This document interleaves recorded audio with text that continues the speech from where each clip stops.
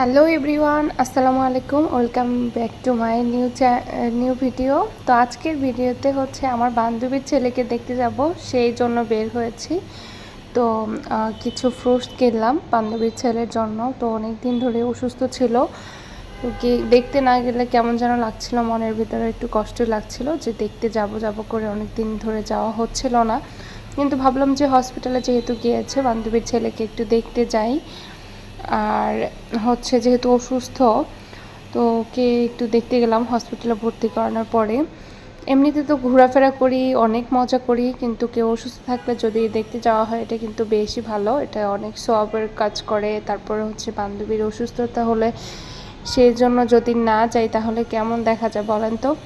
যদি সুখের সময় থাকি, দুঃখের সময় না থাকি, তাহলে কিসের বান্ধবী? আর এই যে আমরা অলমোস্ট ওর সাথে অনেকক্ষণ বসেছিলাম, বান্ধবীর সাথে গল্প করলাম, আড্ডা দিলাম। আর এদিকে হচ্ছে হসপিটালের যে ডক্টর ওকে দেখে সে এসেছিল, তো অনেকক্ষণ আরও গল্প করলাম। আমাদের যাওয়ার জন্য একটু তাড়াও করলো যে আপনারা তাড়াতাড়ি চলে যান, এখানে বসার নিয়ম নেই। তারপর কি করার, লোকটা বারবার বলছিল আমাদেরকে যেতে, তারপর আমরা অলরেডি বের হয়ে যাচ্ছি। তো বের হয়ে দেখলাম এত এত মানুষজন নামছিল লিফট দিয়ে, আর এখান থেকে নেমে আমরা যাচ্ছি হচ্ছে একটু শপিংয়ে।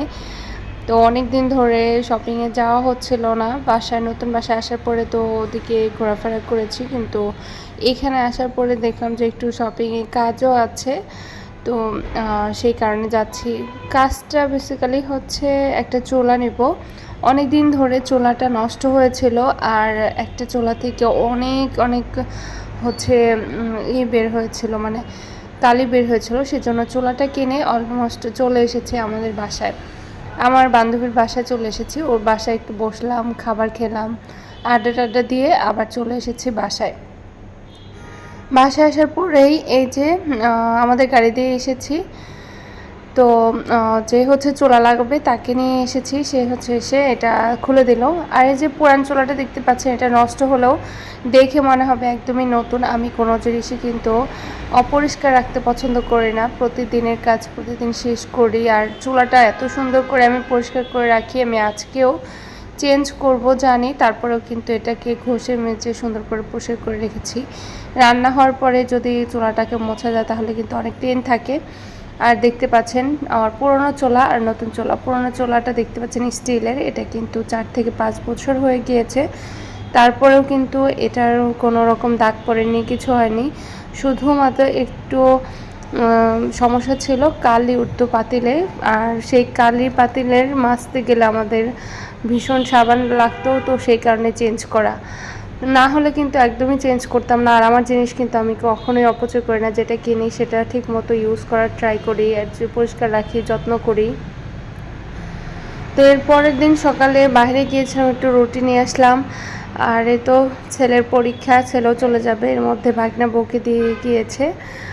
আর আমার ছেলেটাও কিন্তু এর মধ্যে অসুস্থ হয়ে গিয়েছে, ওর এত জ্বর যে ও বিছনা থেকে উঠতে পারছিল না, 4-5 এরকম উঠে যায়, আর ওকে সাপোসিটার দিয়ে কিন্তু জ্বরটা থামানো হয়। তো ওকে দেখতে চলে এসেছে আমার বোন, তারপর একটা আন্টি এসেছে, দেখেন কতগুলো আম নিয়ে এসেছে নিচে বস্তার মধ্যে, আর হচ্ছে তালের যে বিচি সেটাও নিয়ে এসেছে, আর এই যে আন্টিটা।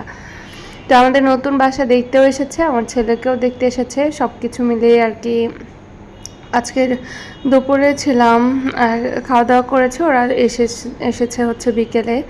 মেয়েটাও কিন্তু ঘুমায়নি, ও কিন্তু না ঘুমিয়ে যে খেলাধুলা করছিল। দেখি একা একা পড়তে পারে নুসা বাপু, দেখি কিভাবে পড়ে। ওয়াও, কি সুন্দর করে পড়ে, দেখেন গাইস, দেখেন আমার বাগনিটা কি সুন্দর করে চুল বাঁধতে পারে, মাশাআল্লাহ। ওয়াও, ইয়াও এখন চুল বাঁধবে, দেখি ইয়া কিভাবে পড়বে। ওকে, দেখি দুটোই পড়বে। আমি বাম হাত দিয়ে কি পড়াতে পারি? আমার হাতে ক্যামেরা। ওকে, ডান। হ্যাঁ, অনেক সুন্দর হয়েছে। ওকে, আচ্ছা ঠিক আছে। তো আপনাদের ভাইয়া তো আমাদের বাসায় চলে যাবে, তো ওখানে যাওয়ার আগে সুমিতকেও নিয়ে যাচ্ছে। তো এর মধ্যে আবার বোন ওরা চলে যাচ্ছে, পলাশ ভাই আমার বোন এসেছিল, ওরা গাড়ি দিয়ে চলে যাচ্ছে ওদের বাসায়। আর আমি কিন্তু আমার মেয়েকে নিয়ে ক্লাস অলরেডি গিয়েছিলাম, এরপর চলে এসেছি বাসায়। নিচে যেহেতু ওর স্কুলটা আর্ট ক্লাসটা, তো সেই জন্য কিন্তু আমাদের কোনো প্যারাই নেই, শুধু নিচে নামি আর উপরে এইভাবে চলে আসি। আর সামনের হারফি থেকে একটু চকলেট এনে দিয়েছি, মেয়েটা মাশাআল্লাহ অনেক খুশি। তো কেমন লাগলো অবশ্যই লাইক করবেন, কমেন্ট করবেন। সবাই ভালো থাকবেন, সুস্থ থাকবেন। আল্লাহ হাফেজ।